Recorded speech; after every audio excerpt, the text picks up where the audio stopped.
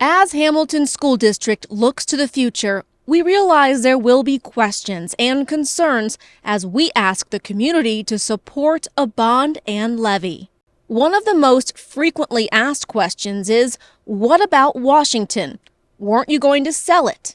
The answer is yes. The district did plan to sell the property. 2 commercial appraisals came in just prior to COVID. Those appraisals were about $300,000 for the property.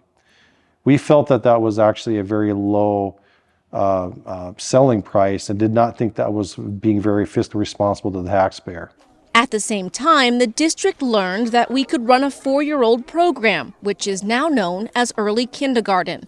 Washington provided the district with a place to house that program, which has proven to be a crucial and impactful service to many families.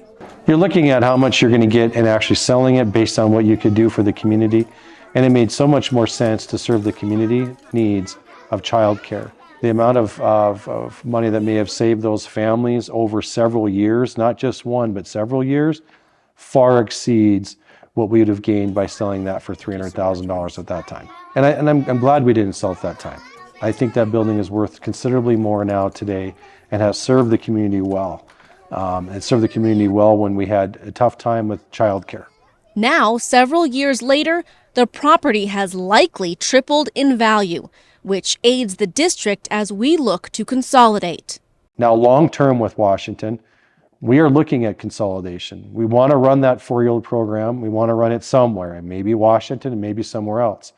We're looking at consolidating our properties down to 3, and either a long-term lease or a potential sale of that property and other properties for highest and best use. If the bond and levy are successful, the recommendation will be to occupy the existing Westview building, currently occupied by Bitterroot College, effectively consolidating the district down to 3 properties: the high school, Daly, and the Westview property, which means the current middle school and Washington could be used for something else, whether that means renting it out or providing the city with an option for housing.